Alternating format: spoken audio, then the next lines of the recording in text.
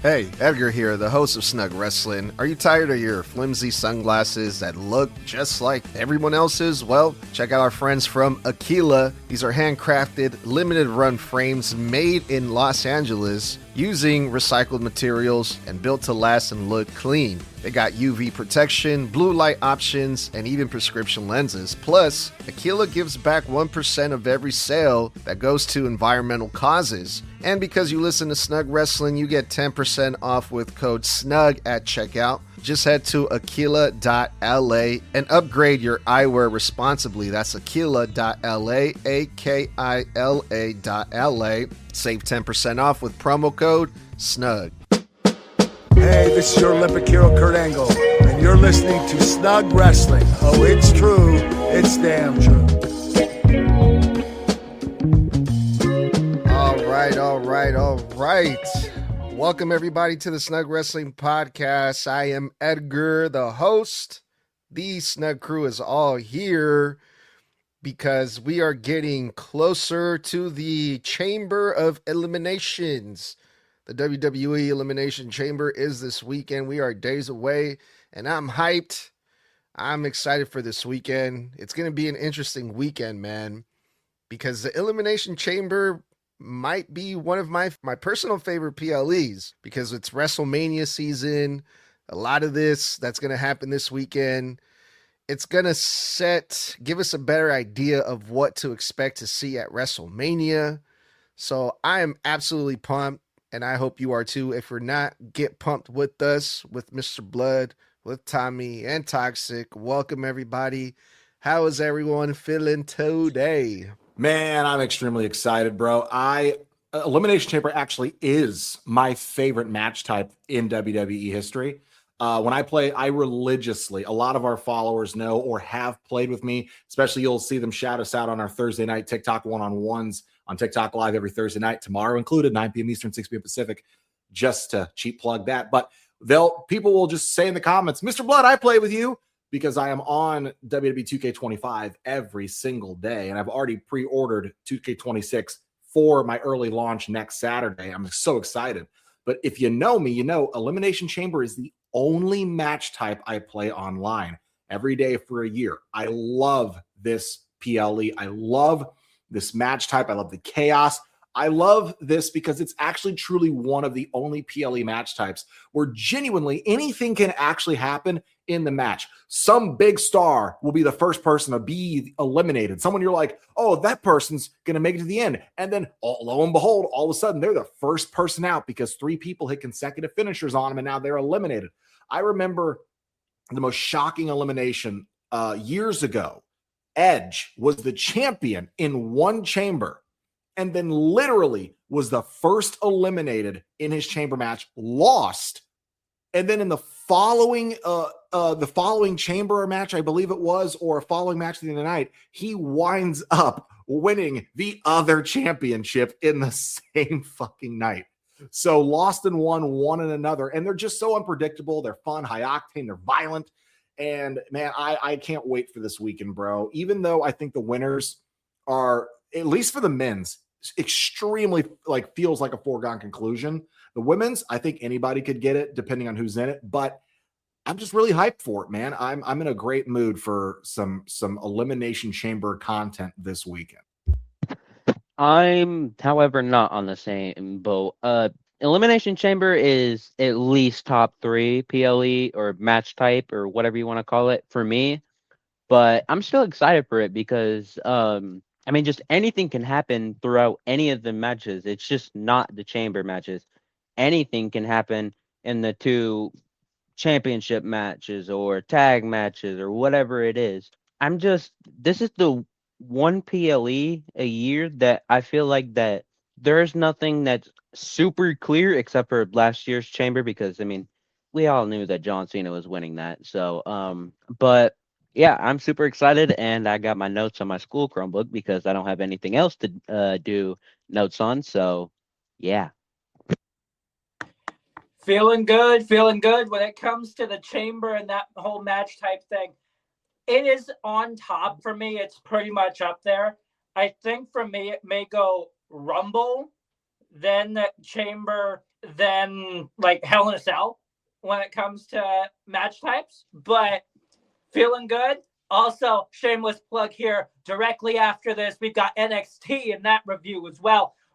We'll get into that directly in that episode. A little bit pissed on that, but still. So let's get into it. Yeah, the WWE has been like on their YouTube channel posting a lot of content of previous Elimination Chambers. And I've been watching it kind of here and there, man. And just the last couple of years, we've seen some amazing moments from the chamber, some amazing returns, some turns, some unexpected moments. So I'm pumped, man, for this year, man. I'm interested to see what's going to go down. And one of the reasons why I'm so hyped about this Elimination Chamber is something so simple as the box, the slash crate that has been hyped on Monday Night Raw and SmackDown. And I'd like to get started with that, fellas, because I've heard so many rumors, so many reports of who can be in this crate. I've heard even the craziest one is, what if it's The Rock?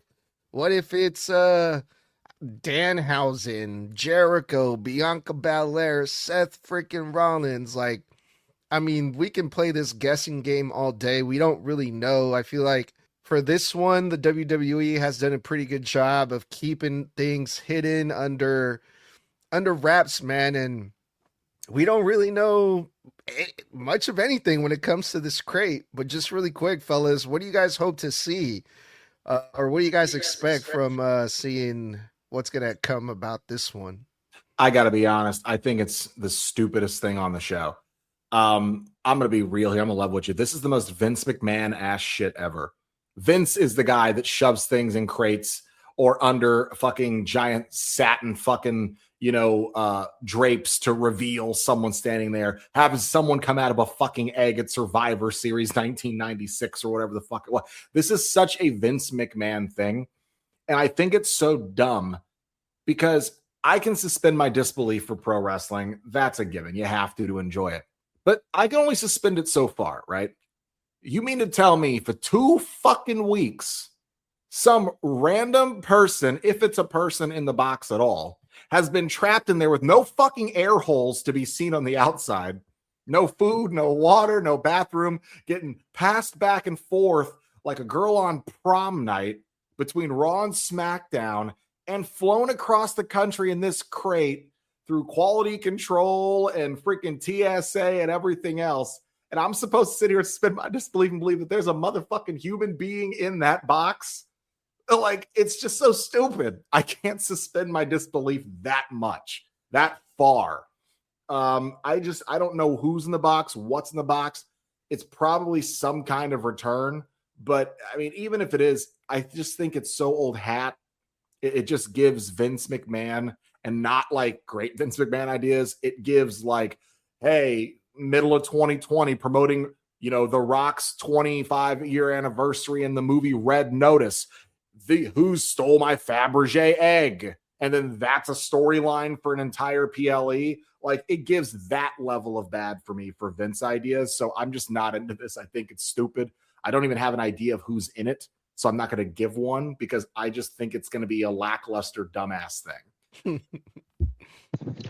I genuinely have no clue what could be in it because, I mean, part of me thinks it's a return or a debut, but part of me thinks it could be something simple like maybe a new title announced, or I don't think they would do that, but I mean, it's just a guess. But if I had to guess anyone, it's probably going to be Jericho. I mean, that's just the only thing that I can think of because Dean Ambrose / John Moxley is in AEW until like 2027 or 2028 or something like that. And then I just don't see Seth coming back anytime soon because Braun and Bronson are out. Bianca, I mean, she's doing physical therapy right now. So I think it just has to be Jericho. It can't be, and I'll tell you why. Busted Open Radio covered this because they thought it was stupid too. And Bubba Ray literally said, well, I know it ain't Jericho because I just texted him earlier today because I was letting him know I heard one of his older songs. I thought it was great. And he told me that he's somewhere here or there. Jericho's on tour with Fozzy, right? So it can't be Jericho. And even if it was, Bully just let the cat out of the bag by going, I was texting him this morning. And again, like I said, suspending your disbelief. He was just what? Sitting in a crate for 2 fucking weeks. He's got a wife and kids. You know what I'm saying? Like, no, I'm going to disappear for 2 weeks. Like, it's so dumb. It's just one of those things. They also said that apparently, this is according to various reports, that Chris Jericho's AEW contract was frozen because Chris Jericho wanted to step away for whatever reason. So I think AEW is going to tag on more time on Chris Jericho's contract. Supposedly, that's what the reports are saying. But they're not going to let him fucking go that easy. Nah, they're going to squeeze every last drop of money they can out of him on that contract, man. And I'm not blaming AEW for it. WWE does that too. You get injured, they tack on that injured time onto the end of your contract. So it's not like it's a new thing. I can tell you right now what would be the stupidest damn thing that just popped into my head. If it's something involving Street Fighter just because of the fact that Roman Reigns and Cody Rhodes are in it. If it's something about that in that fucking crate, that would be the dumbest goddamn thing of all time.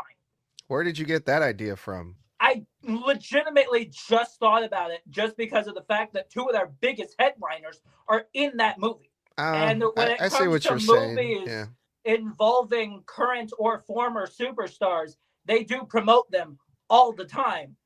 Smashing Machine was one of them that they promoted for the longest time just because The Rock was. And with the fact that in Street Fighter, you've got both Cody Rhodes and Roman Reigns in there, if it's something on that, that would be stupid as all hell. But as much as I would love it to be Jericho, we've already discussed it's not, sadly. But what I have seen was AI videos of the damn turkey or duck or all whatever the fuck it was from back in the day coming out the damn crate. I've also seen the AI videos. Are you talking about the one that Jay was wearing that one time, or am I just going crazy? I think you might be going crazy. I think that was... All right, I'll shut up. But a different one that I've seen is an AI video of them opening the crate, and it was just Triple H saying, "This is a new era," because he says that all the fucking time. Still, fuck. Yeah, but I mean, still, I don't know what the hell could be in this crate, but God, I hope it is not the fucking Rock. I mean, yeah, at this point, I think the fans are going to be very disappointed if it's not like a surprise return or someone they miss or someone they really want to see, because they have built this thing as being a part of the show for Elimination Chamber. So I don't think it's just going to be like some idea just to promote a movie or something like that. And they didn't really explain, the WWE didn't really explain this either. Like, you know, Mr. Blood is like, oh, I'm supposed to believe that there's someone in that crate for 2 weeks in a row. No, I don't think that's what they want people to believe. Obviously, no one's going to believe that there's someone in that crate right now as we speak, waiting to be shipped to Chicago so they can come out of that box. No, it's just someone is going to be in that box. We don't know who it is, and we will find out in Chicago this weekend. But it could literally be anybody. But yeah, unlike you guys, I'm actually really looking forward to that. As silly as it sounds, I mean, it's just fun. You know, people are having fun with it on the internet, posting memes and, you know, predicting who it could be. And it's entertaining. It's something else to look forward to other than the 4 matches, which I'm also really looking forward to. We have 4 matches, which is pretty much like the standard for a PLE like this, because you know that those chamber matches are going to take up at least an hour of the show each a piece. So we're going to have 2 other matches on the card, 2 other title matches. So let's go with the title matches first, fellas. Let's start off with Becky Lynch versus AJ Styles. AJ Lee, god damn it, my bad.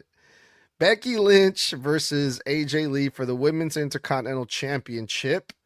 This is AJ Lee's first singles match back since she came, ever since she came back in the WWE, which has been years. I want to say first singles match in like over 10 years, if I'm not mistaken. but also first singles title match in that same period of time. So she comes back, gets her first singles match, and it's for a title, the Women's Intercontinental Championship. This one is going to be interesting for all those reasons, and also, again, this kind of gives us an idea of what we expect to see at WrestleMania. The winner out of this match, I think it's safe to say they're going to be defending that Women's Intercontinental Championship at WrestleMania. So whichever way this thing goes, if it's Becky Lynch or if it's AJ Lee, they win the Intercontinental Championship, but they also potentially will be going to WrestleMania as Women's Intercontinental Champion. So, Toxic, I'm going to let you go first on this one. Who do you got winning this? Wow, we should have had this match back at Crown Jewel, in my opinion, back in Australia. But I mean, we did get WrestlePalooza and War Games with them against each other and fighting. So I guess it's fine to me that they're finally doing it now. But I have AJ winning mainly because I'm getting bored with Becky Lynch holding the Women's Intercontinental Championship. I mean, yes, she makes the title look amazing, but we just need someone different. I mean, we've had what, 3 people hold that title, and just like the Women's United States, we've had a whole lot hold that. But actually, no, I think it might only be 3 too. I'm not sure. But point is, they brought AJ back before WrestlePalooza and haven't done anything with her other than spots like the WrestlePalooza match with CM Punk against Seth Rollins and Becky Lynch and the Women's War Games match. But I just want to see her do more. So I have AJ Lee winning the Women's Intercontinental Championship. I also have AJ Lee winning the Intercontinental Championship for the reason that Toxic didn't bring up. Yes, she was in both of those matches, but guess what both of those matches have in common besides AJ Lee? The fact that Becky Lynch tapped the fuck out to that Black Widow. That is exactly why I have AJ Lee winning the Intercontinental title off of Becky Lynch. Because of the fact that the last 2 matches that they were in together against each other, she tapped out. Becky tapped out to AJ both times. I think it's about time that the Intercontinental title goes on to AJ Lee. And imagine what that alone is going to do for that Intercontinental title. Yes, Becky Lynch did elevate it even more, but if it's on AJ Lee, somebody who hasn't been around since the Divas title was a thing, that in itself would raise it even more than what Becky Lynch has done with it. So I am absolutely going AJ Lee to get that Intercontinental title off of Becky. Yeah, let's not forget too what city they're in. They're basically I don't think AJ Lee is born, or she was born in Chicago, but she's from there. She resides from there. CM Punk is from there. So AJ Lee is going to have that home field advantage, right? And yeah, I agree. If AJ Lee wins this thing, this is going to be a good look, especially with everything that's been being said about the WrestleMania low ticket sales. If AJ Lee wins this at Elimination Chamber and goes into Mania as a Women's Intercontinental Champion, I'm sure a lot of people would love to see that. And I think that's what's going to happen when it comes to AJ Lee and Becky Lynch. But also, in the other hand, we're not really used to seeing AJ Lee a whole lot on TV. You know, she showed up for the mixed tag match when she came back for WrestlePalooza. Then they did the War Games. Those are the 2 matches that AJ Lee has technically defeated Becky Lynch's. She's 2-0 AJ Lee over Becky Lynch. If AJ Lee wins, we get a new champion, but we'll also see AJ Lee more on TV. It's going to be interesting either way. Mr. Blood, what do you think? Yeah, I got to be honest. I see this 2 ways, right? I can see them leaving it on Becky so they can try to stretch this into a Mania match or a Mania rematch, re-involve Maxine, somehow getting Natalya and Maxine involved, make it a fatal 4-way. Like, I can see them doing something, because all 4 of those women are the only women, by the way, on Raw for the last couple of months that have had anything to do with the IC title picture. I mean, we saw Brie Bella, return. She had a match against Becky. Then we saw Nikki had a match against Becky, but we saw Brie return at the Rumble. So they automatically threw her straight into the women's tag division. How do we know that? Because the next night on Raw after the Rumble, Nikki and Brie came out to tell us that they were back in the women's tag division. And we haven't, by the way, seen them since. I think that's fucking funny. How do you tell us you're going to be in a division then not show up for a month? So I think that takes Nikki straight out of that IC picture, again, trying to go back for it. So we really only have, on TV at least, Becky, AJ, Maxine, and Natalya that had anything to do surrounding that entire division in any kind of story, and they were all interlocked. So I can see them keeping it on Becky to stretch it to Mania, where AJ can win it there. I can also see we're in Chicago. She's the adopted, native daughter, child of the city because of her marriage to Punk. So to Chicago, you fuck with Punk, you fuck with AJ Lee. You fuck with AJ Lee, you mess with us. You know what I'm saying? So it's just as much her city as it is Punk's, just by proxy of marriage. She's going to be over as hell. Her and Punk are going to probably, in my opinion, have the loudest reactions this Saturday. Her and Punk both are going to have the loudest reactions. And it's also funny because they're both in singles matches this week. I'm going to predict, I'm going to be smart, because though I think that stuff about them keeping it on Becky, I'll be smart and say AJ, 1, because of the town they're in. 2, because Becky's stale as hell as the champ. I'm sorry, she's stale as hell. And they've put it back on her once or twice now, because they just felt like experimenting wasn't working. Genuinely, I believe they should have just left it on Maxine. So Maxine could have gotten more reps in with it, gotten better as a champion, gotten better under pressure. Because if you want to build new stars, you can't just run at the first sign of trouble. You've got to try to throw her in the deep end and keep letting her swim and let her save herself. I think it never should have gone back to Becky. So I want to put it on AJ because, 1, it's going to hype Mania. So many people are going to be excited. Oh my God, AJ Lee's first WrestleMania in 10 years, and she's the champion. It's kind of poetic because if I remember correctly, the last match AJ Lee had before she left was a WrestleMania match. So I think this makes the most sense. Put it on AJ, spice up WrestleMania, move some tickets, move some extra merch, and let Becky chase. All right, let's go from one women's match to the other. Let's give the women, the shine at the top of this prediction episode with Snug Wrestling here. Rhea Ripley, Tiffany Stratton, Alexa Bliss, Asuka, Kiana James, and Raquel Rodriguez, Women's Elimination Chamber for a number 1 contendership opportunity to face now Jade Cargill, because Liv Morgan made her choice. She picked Stephanie Vaquer. So the winner of this Women's Elimination Chamber gets a chance to face Jade Cargill at WrestleMania. Who do you got, Blood? Oh, man. Tell me who's all in the match. We got Rhea. We got your favorite Tiffany Stratton. Fuck you. Alexa Bliss, Asuka, Kiana James, Raquel Rodriguez. I'm going to be honest. The only money match is Rhea.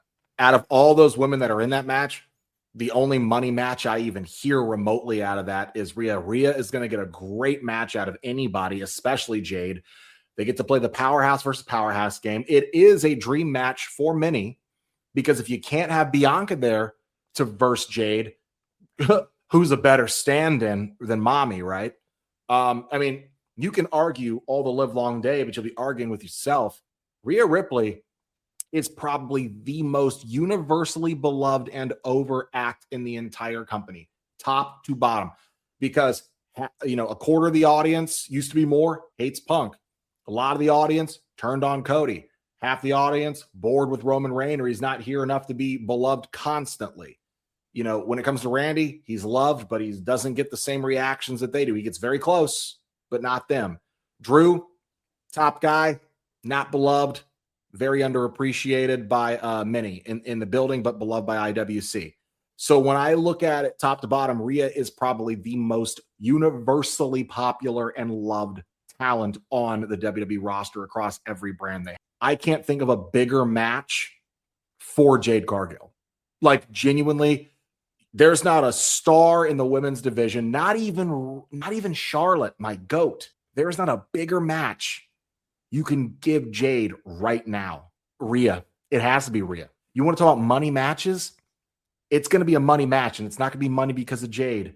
It's going to be money because people are going to want to see what mommy can do with Jade fucking Cargill. And honestly, I'd fucking... So, out of the 6 women that we have, I say no to Tiffany because, for God's sake, I do not need to say Jade. I do not need to see Jade versus Tiffany again. Rhea, I would be fine with, and now after hearing Blood's reasoning, she is now one of my favorites to win this. Because that would be an actual good match with an actual good story. And then my other pick, because I have 2 picks for this, it's got to be Raquel. Rhea and Raquel are the 2 that I want to win this because, I mean, I feel like it's finally her time to shine at Mania in a singles match. Yes, she had the tag match last year, but I don't know why. She's one of the one that makes sense to win for me. So I'm going with Rhea and Raquel. Yeah, Rhea's up there, but sorry, Tox, I don't think it's going to be Raquel. I really don't. I love Raquel as much as the next guy, but I do not think it's going to be Raquel. In fact, I've been also going back and forth between 2 names. One of them, absolutely, being Rhea Ripley, for every single reason that Blood just... The fact that it would be a really big match when it comes to money making and getting out of that fucking debt that TKO is. But there's also another money making name in this chamber. One that gets a massive pop over one move. Alexa Bliss. So that would be another one where she goes in, moneymaker right there. Just to see her use the Sister Abigail alone is going to bring in money. So I'm going back and forth between Rhea Ripley and Alexa Bliss. But if I had no choice but to choose, I don't know if I could. I really, really don't. Because for me, these 2 are neck and neck. I don't know which one I would choose between Alexa Bliss or... Yeah, Alexa Bliss is a major star. The people love Alexa Bliss. No doubt about that. Asuka definitely deserves a WrestleMania match, man. I mean, has Asuka ever wrestled a singles women's championship match at WrestleMania before? Yeah. Yep. Against Charlotte Flair when Asuka won the Royal Rumble in 2018. And Bianca Belair at WrestleMania 39. Mm-hmm. Okay. Yeah, I mean, she's still deserving, Asuka. In the perfect world, I would love to see Kiana James or Raquel Rodriguez get that spot at WrestleMania. That's just, I think Kiana James is super underrated. She's getting better and they're starting to show it, but might be a little bit too soon for Kiana James. She's going to have a good showcasing at the Chamber, I'm sure.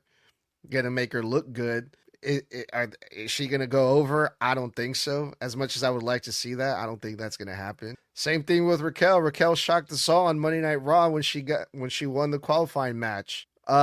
Jade versus Raquel at WrestleMania would be a dream match for me. I would like to see that. But in reality, Mr. Blood hit it right on the head. I hate to admit it, but you're right, Mr. Blood. Especially how things are going right now with the ticket sales that we all know.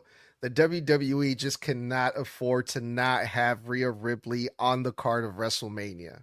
They just can't, bro. You can't have your biggest female star, Rhea Ripley, not be on the card for Mania. Either night, doesn't matter. So it has to be Rhea Ripley, right? All right, you guys, that was the Women's Elimination Chamber match. Now let's go over to the men's matches of the night.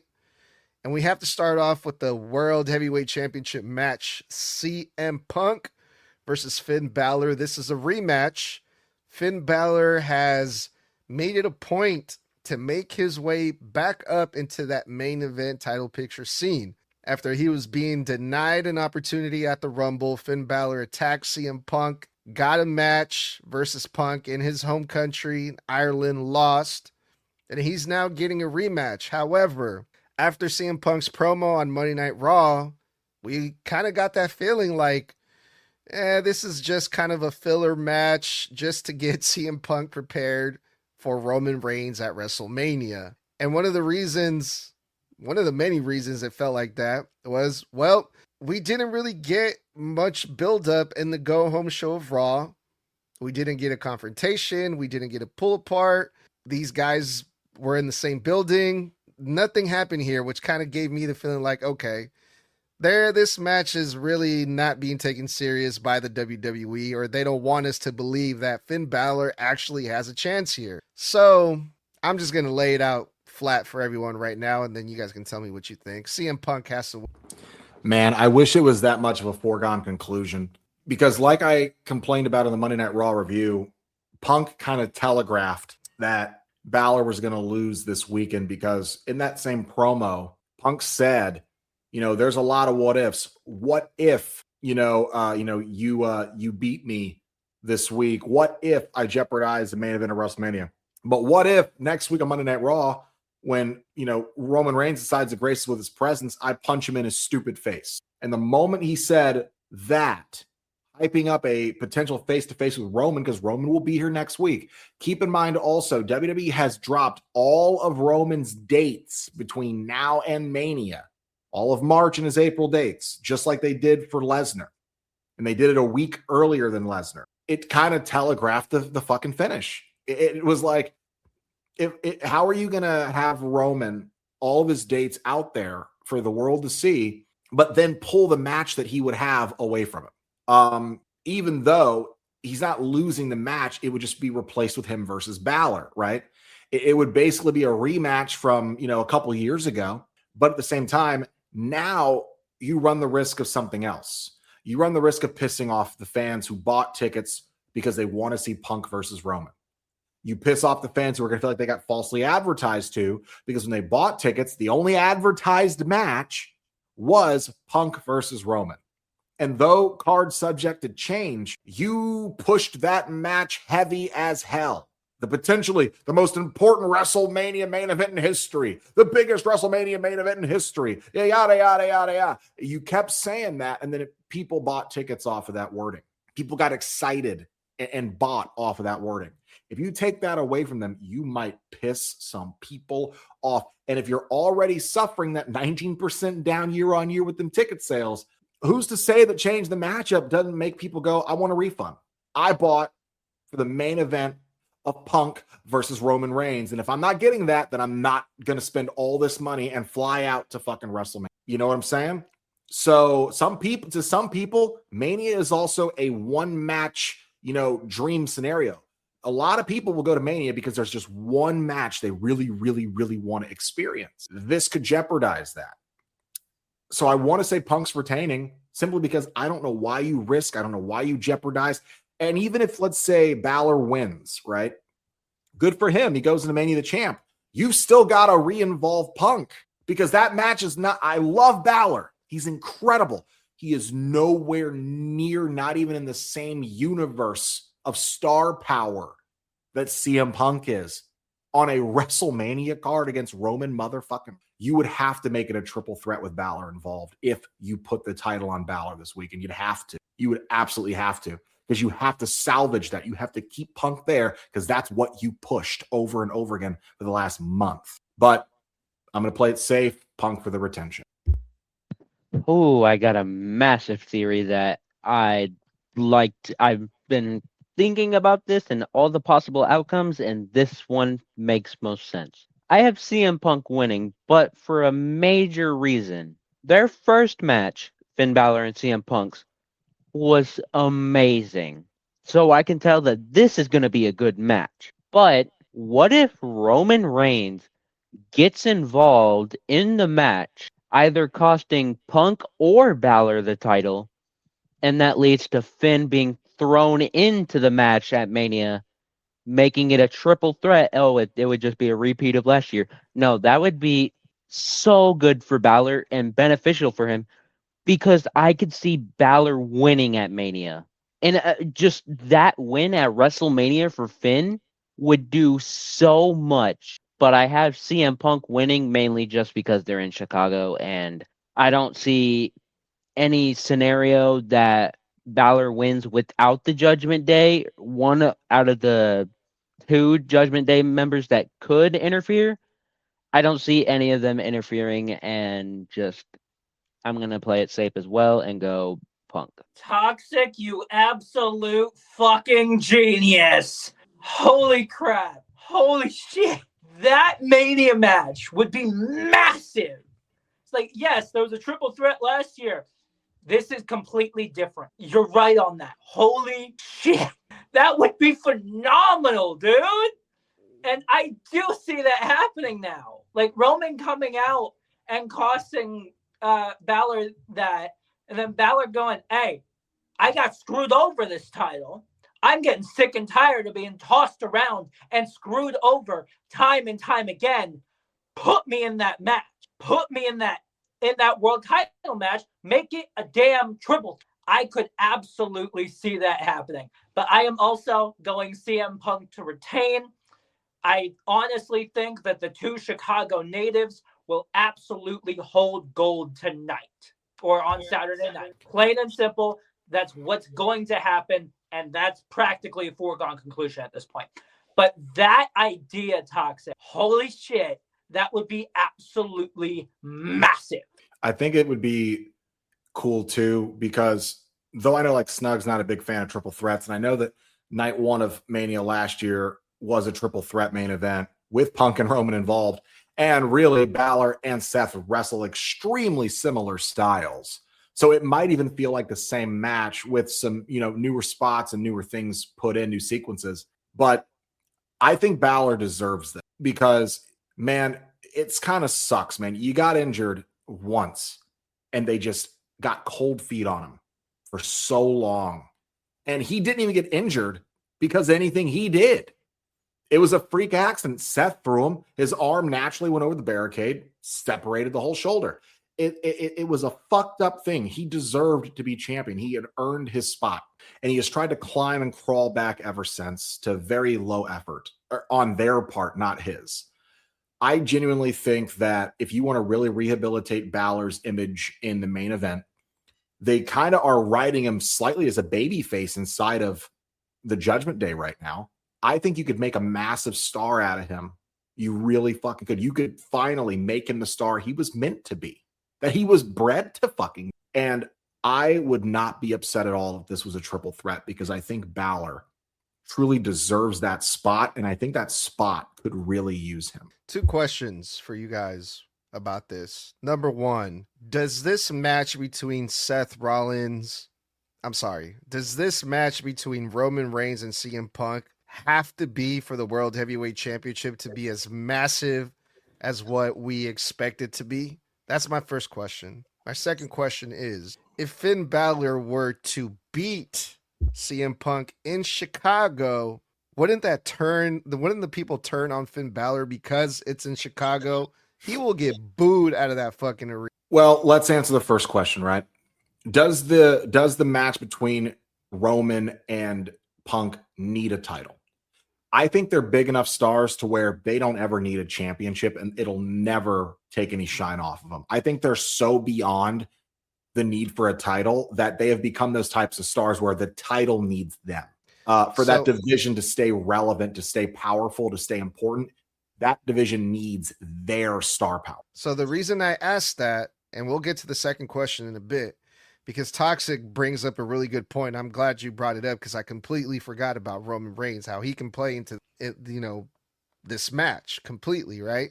Just for the sake of not having another fucking triple threat match, because I've seen literally 2, 4, 10 of these motherfucking matches in the past 2 weeks. I would not be mad if Finn Balor beats CM Punk in Chicago this weekend, thanks to Roman Reigns or whatever the case. We can still get Roman Reigns versus CM Punk in the main event of WrestleMania without the title. Have Finn Balor take off with the championship. We still get Punk versus Roman. The problem is who faces Balor. That's a big enough star on Raw to make that title match at Mania for him, because you can't just throw Seth in there if he returns, because even if you threw Seth in there, what story are you going to build that matters between Seth and Finn Because by the way, Seth's return gripe is with the Vision. I just Not the remember Judgment. too that the whole point of the Rumble that Roman won was for an opportunity for the championship, so that wouldn't. Yeah. So, Scratch that. Never mind. So here's the thing. Do they need the championship to have a great match, to have a star power money match? Absolutely not. No, they don't. Again, they are star caliber to where they are. The title does not make the man. The man literally makes the title in their specific situations. When it comes to like a Drew McIntyre, the title makes Drew, because Drew, God love him, incredible. The title makes him because he's just not he's a big star. He is not on their level. He's not even close. So when it comes down to it, the title makes him. So I think at the end of the day, this Mania should not be about, I think that under the guise of how epic Roman versus Punk is, it gives all the necessary attention to Balor being involved. It is the biggest scenario you can put Balor in just by proxy, to where if you ask me, Balor could win the fucking thing at Mania and I would be totally fine with it. Yeah. When it comes down to it, to answer your second question, which was... Yeah, I was just wondering because you mentioned, this will make Finn Balor, this will put him over in a major way if he eats Punk at the Elimination Chamber. But I mean, if that were to happen, I think that would automatically turn Finn Balor heel. Okay. So that I disagree with, because Chicago is one city. It's Punk City. They're automatically going to be against anybody who is not Punk. Doesn't matter who you are. You could be as big as John Cena, and we saw how that goes. We saw that at Money in the Bank years ago. John Cena, biggest star of the company, biggest face in the company, the face of the promotion. That motherfucker was in enemy territory that night, and it was the same thing when he went against Rob Van Dam in ECW. But the very next show, cheers. So even though Finn would be public enemy number one, he would only be public enemy number one for one night. The moment you get to Mania, the moment you get to the Monday Night Raw directly after, they'll next fucking week, cheer him. Yeah. It'll be you deserve it. Yeah. It's been 10 fucking years plus since Finn Balor, has held that thing again, man. But yeah, man, very interesting stuff here when it comes to this World Heavyweight Championship match. But we got one more match to talk about, fellas, when it comes to Elimination Chamber. That is the men's Elimination Chamber, where we got, who do we got in this fucking thing? Randy Orton, LA Knight, Cody Rhodes, Javon Evans, Mr. Lemon Pepper Steppers, Trick Williams, and Jey Uso. Now, I don't think Jey Uso was supposed to be in this match to begin with, but he is. So we got Randy Orton, who wants to break a record, man. He's been WWE champion or world champion. What is it? 15 times?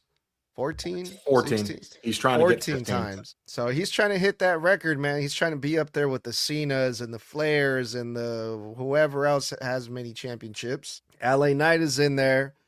Who never gets the time of day. Cody, Javon Evans, a new guy. Trick Williams, a new guy. Jey Uso. Who do you guys got for this one? This one is interesting, right? I feel like this is the chamber that they have booked themselves into a corner. Trick Williams, you can argue it's way too early for him. Jey Uso wasn't supposed to be in the spot. It was supposed to be Bronson.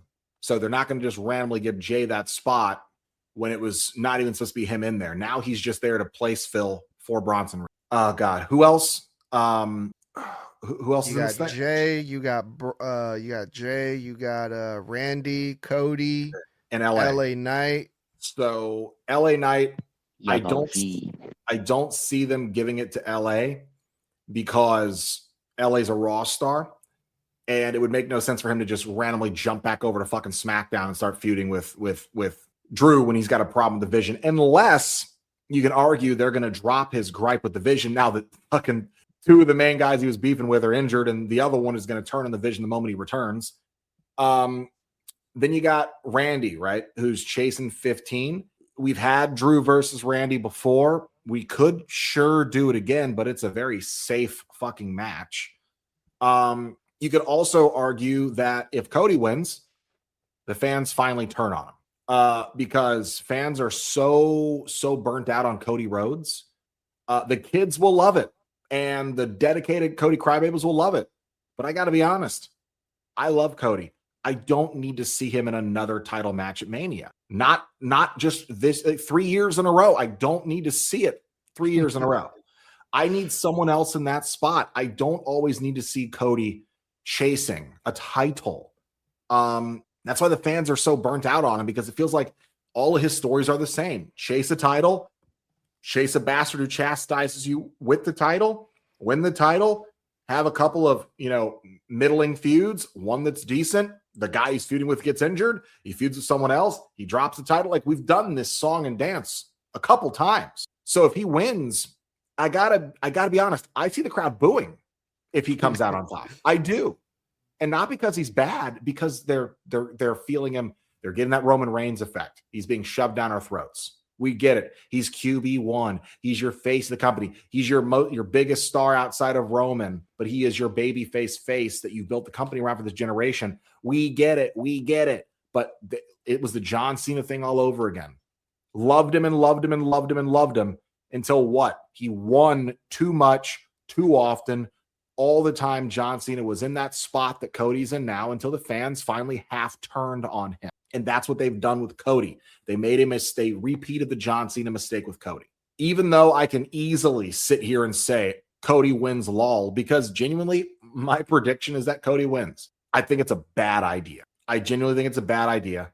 I think you give it to Randy, maybe, just so it can introduce Cody into a feud. So let's say maybe Cody gets involved in their Mania match somehow, costs Randy, and that starts Cody and Randy's feud. But when I look at the deck of people in here, I love Drew.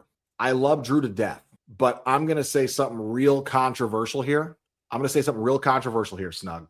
I love Drew. But there's not a single fucking person in this match that I give a fuck about seeing him feud with. I've seen him feud with Randy twice. Seen him feud with Cody for goddamn 6.5 straight months.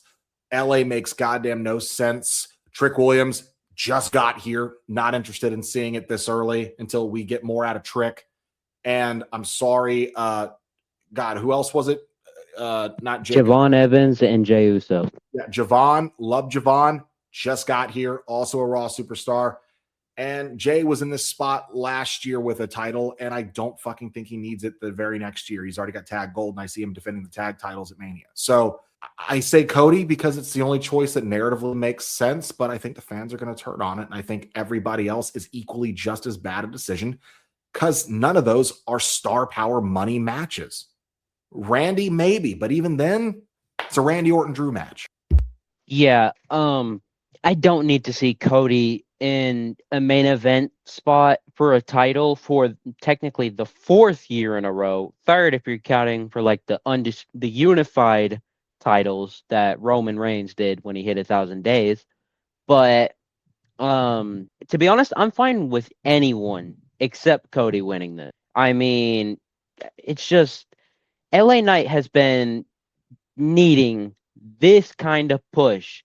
Even though he's long overdue, it would still just put a massive... I don't know. It's just...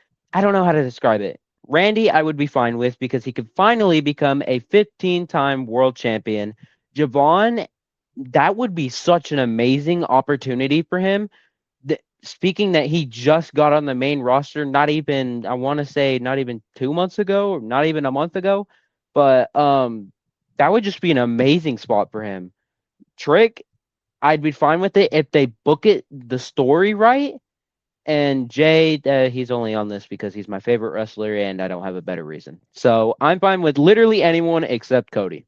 Yeah, Tox, you're fine with anybody but Cody's winning it. He is. Because here's the thing. He's the only one out of the 6 of these guys who even had a thing with Drew McIntyre right now. He's the only one out of the 6 of them. LA Knight currently dealing with the vision and the fact that they smashed his ass through a car.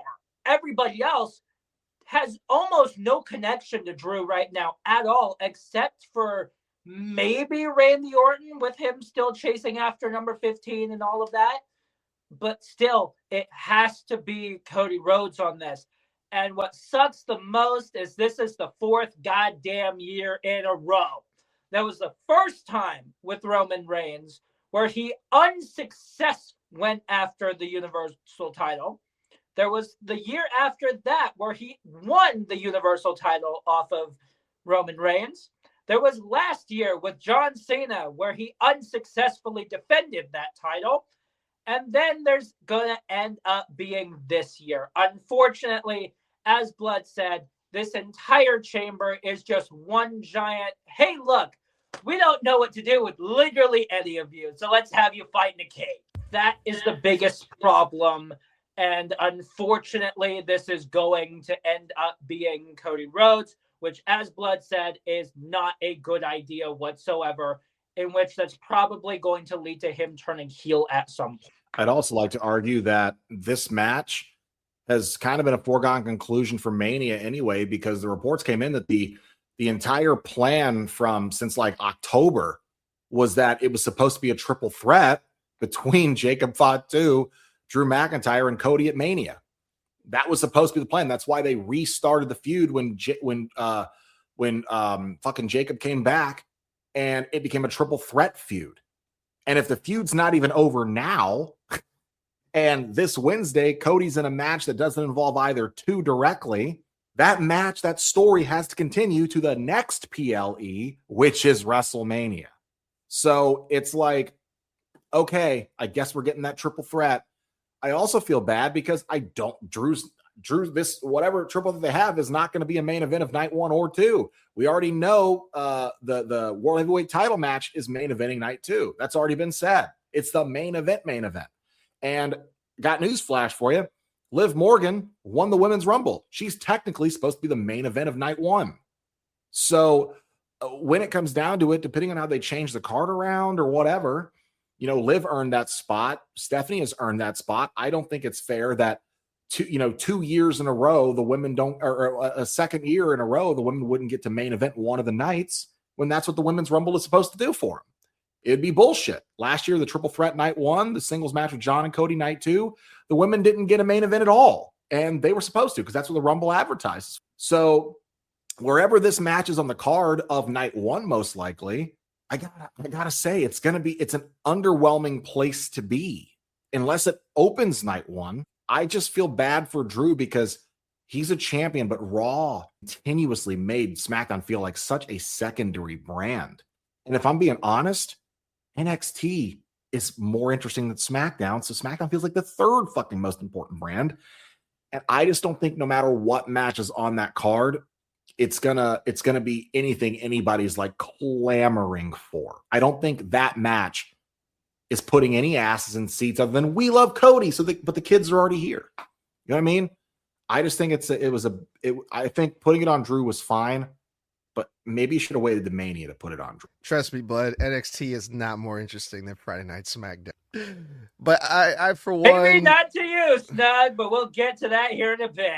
I don't have a problem with the Women's World Championship match not being the main event of one of the nights of WrestleMania. I mean, I get where you're coming from, Blood. Liv Morgan won the Women's Royal Rumble. They should be the main event of WrestleMania, but I still think that spot should go to Drew McIntyre because he is the undisputed champion. But that's a conversation for another day. I'm going to go with Cody as well for all the reasons that you guys just said, right? Also, Trick Williams, he's fairly new, but he's also a heel. I don't think they're going to put heel versus heel at the main event or one of the main events at WrestleMania. I would like to see LA Knight, even though he is on Raw. I would like to see him go for a championship or at least have a match at WrestleMania, if anything. LA Knight versus Drew McIntyre, I think, would be a good match. Would it be a good enough match for one of the main events at a WrestleMania? Maybe. I don't know. But compared to Cody Rhodes versus Drew McIntyre, no. Randy Orton versus Drew McIntyre could be a main event at WrestleMania, but It's not a match I'm clamoring for. I've seen it. Nah, dog, it's not, bro. And especially I It'll be a love very Randy, slow right? match. It'll be an extremely slow match. Yeah, to put it in just straightforward, yes. I was gonna say find a way to say it a lot nicer because I love Randy. I love his work. I love what he does. But the matches that I have seen from Randy lately, they've been good. They're not bad. There's nothing really to complain about, but also there's not really anything there to get too excited over either. No, he has a very, very, very cut and dry layout to all of his matches. So I'm Very like, do I want to see that at the main event at WrestleMania? I don't think so, bro. That's what I'm saying. They should have held off on putting the title on Drew until Mania. And then we got Jey Uso. I mean, we've seen that. We've been there already. Javon Evans, main event at WrestleMania. Not for another few. Love him to death. I don't buy for a second that he is a threat to Drew. But yeah, dude. I mean, the one that stands out to me the most, honestly, it's Cody Rhodes, man. But for the sake of just having something new, something different, I would like to say LA Knight or Randy Orton. Fuck it. Or even Jey Uso just to piss people off. Fuck it. I'm fine being swerved in this scenario where I genuinely feel like they've booked themselves into a corner of boring choices because no one's going to believe Javon's going to beat him. Nobody wants to see Cody in that spot again, except for the little kids, which is fine. No one wants to see a slow, methodical fucking match from Randy and Drew because they've already done it like 2 times last year. And they had a match at SummerSlam. Okay. No one needs to see a heel versus heel dynamic because, yeah, they're going to cheer for Trick Williams, but he's still a heel and he just got here. And I don't think his first fucking 3 months on the main roster, he needs to be in a main event at WrestleMania. And honestly, like Jay, he's place holding for fucking Bronson because he was the more reliable guy in that match on Monday to put over in that spot because he's a veteran. It makes more sense that he's the safer person to put that win on for the qualifier, not the match at the chamber. So then you're left with Cody, whom no one wants to fucking and we know it's going to be a triple threat anyway because Jacob's waiting in the wings, so it's like, why do this? I think the biggest mistake was putting the title on Drew earlier than Mania. Do I think he should have won it? Yes, at Mania. But once you put him in that spot and gave it to him this early, you really forced yourself into keeping Cody involved because of the Jacob stuff from last fall that you then wanted to continue when Jacob returned.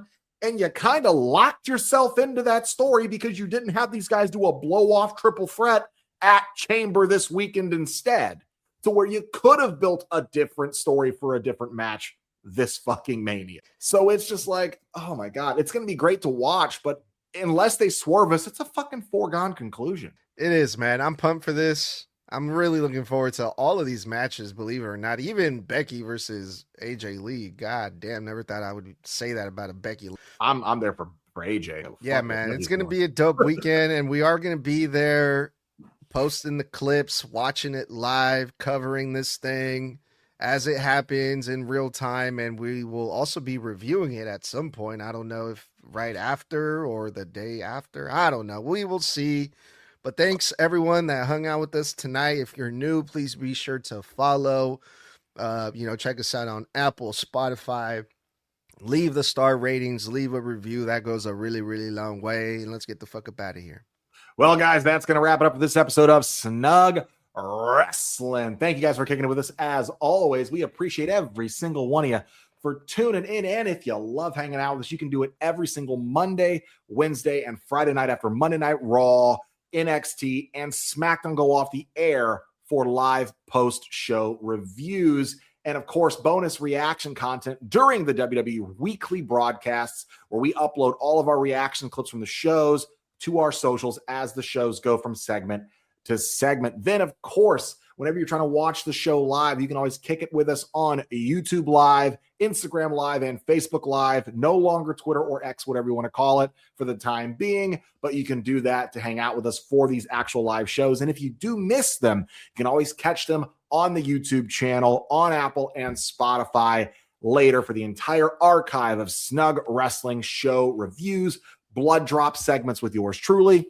And don't forget, you can kick it with us on Thursday nights as well on TikTok Live, where myself, Mr. Blood, and the incomparable Edgar the Head, the founder of Snug Wrestling himself, we go one-on-one for random or relevant wrestling topics for 1 hour every Thursday night at 9 p.m. Eastern, 6 p.m. Pacific, and 8 o'clock Central, again on TikTok Live. And don't forget, before you get out of here, support the podcast, support the channel. We're a small business. Support us by heading over to tpublic.com/Snug Wrestling, where you can pick up your Snug Wrestling podcast merch. Of course, what's great, we have over 100 different designs that go on tons of different retail apparel, phone cases, your mother's ass magnets, pins, tapestries, posters, shirts, hoodies, you name it, especially your mother's ass. I claimed it.